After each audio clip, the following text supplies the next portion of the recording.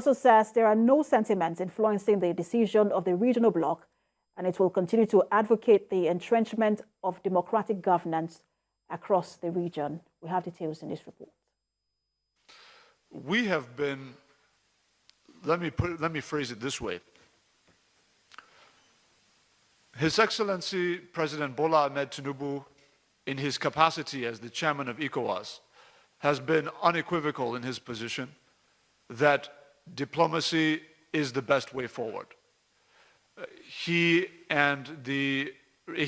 representing the consensus position of the ECOWAS heads of state, he has communicated clearly that he, along with his colleagues in the bloc, would prefer a resolution that was obtained through diplomatic means, through peaceful means, rather than any other. And that will be a position that is maintained going forward, pending any other resolution that may or may not result from the ECOWAS Extraordinary Summit holding on Thursday.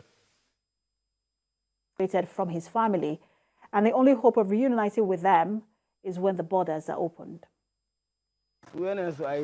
Anxious and worried, Bola Mujitaba is on the phone with his wife. She is a teacher living in Niger Republic.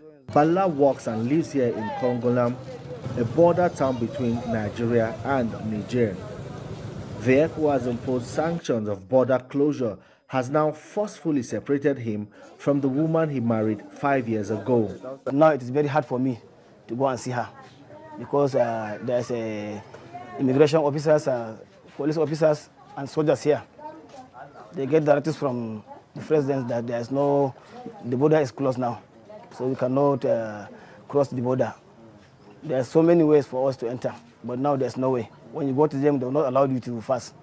This separation, an already bad situation, has been made even worse with the impact of sanctions on the local economy. His business, which enjoys patronage from the bustling cross-border trade between Nigeria and Niger, no longer enjoys patronage. Before people are coming from Niger and both from Nigeria, because we are doing POS here, so there's no any business which is going on now due to a border closure. Across the border, inside Niger Republic, it does appear the military coup leaders are getting the support of the local population. They are leveraging on the resentment towards the corruption and mismanagement that characterized the deposed democratic administration of Mohamed Bazoum. Civil society groups are now queuing behind a military junta that truncated constitutional order.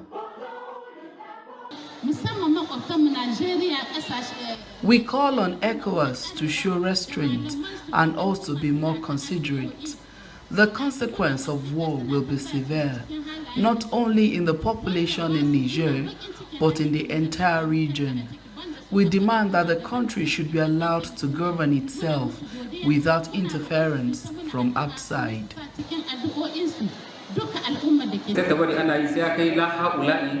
We call on people in the country to be calm. We also call for support for the military government. We are confident that it will be in the interest of the country.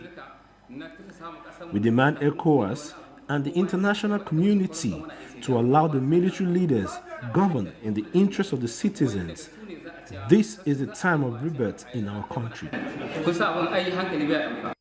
In the latest World Bank data on global poverty, Niger Republic ranks 7th in the top 10 poorest countries in the world, with 80% of its landlocked territory covered by the Sahara and a rapidly growing population dependent upon small-scale agriculture. There has also been recurrent clashes between the army and the Islamic State fighters, an affiliate of Boko Haram, that has displaced thousands of rural dwellers. Back to the border town in Kongolam, a community whose livelihood depends on a thriving trans-border trade. Life goes on here, but not